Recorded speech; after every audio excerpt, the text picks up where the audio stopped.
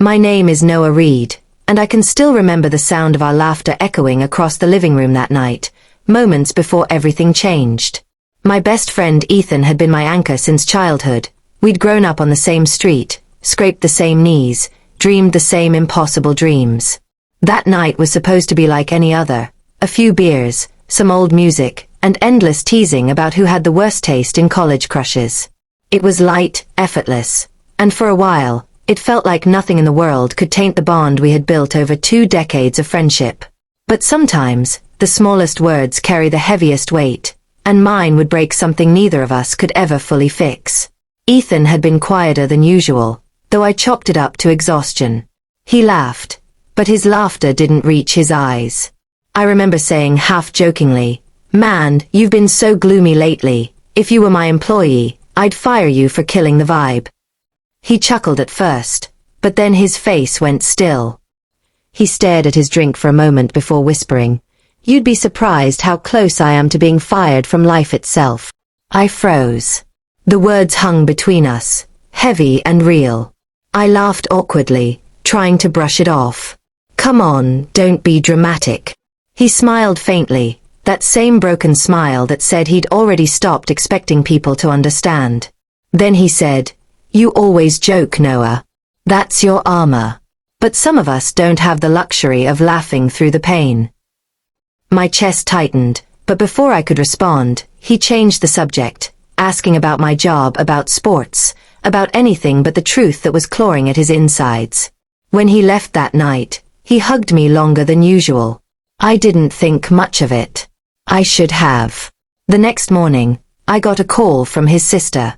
Her voice was trembling, shattered. "Noah, Ethan's gone." I didn't understand at first. Gone. Gone where? And then she said it. He'd taken his own life. I dropped the phone. The sound of it hitting the floor was drowned by the ringing in my ears. All I could hear were my own words from the night before. "You've been so gloomy lately," echoing in my head like a cruel joke I'd never be able to take back. The guilt swallowed me whole. I replayed every conversation, every missed sign, every time I'd chosen laughter over listening. At the funeral, his mother hugged me and whispered, "He always talked about how you made him smile. Don't blame yourself." But how could I not? I was there when he needed someone, but I wasn't present.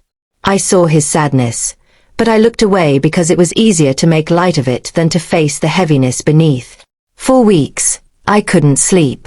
I'd walk into our favorite diner, expecting him to be in our booth, coffee in hand, that teasing grin on his face. But all that remained was an empty seat and an endless silence. Then one day, I found a letter in my mailbox. It was from Ethan, written days before he died. In it he said, "Don't blame yourself. You were my laughter in the darkness. You just didn't know how deep it was. Promise me you'll learn to listen, not just to others, but to yourself too." That line broke me.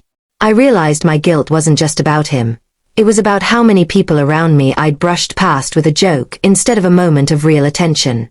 I started volunteering at a mental health center soon after, talking to people who were fighting the same invisible battles Ethan had fought. I listened, not to reply, not to fix, but to hear. Over time, I began to heal, not by forgetting Ethan, but by honoring him through empathy. Now, whenever I think of that night, I still remember the laughter, but I also remember the silence that followed. The silence that taught me more than words ever could. Because that was the moment I learned how fragile people can be, how a single careless sentence can tip someone already standing on the edge. And though I'll carry that weight forever, I also carry his memory. The boy who taught me that behind every smile, there might be a storm waiting for someone, anyone, to simply listen.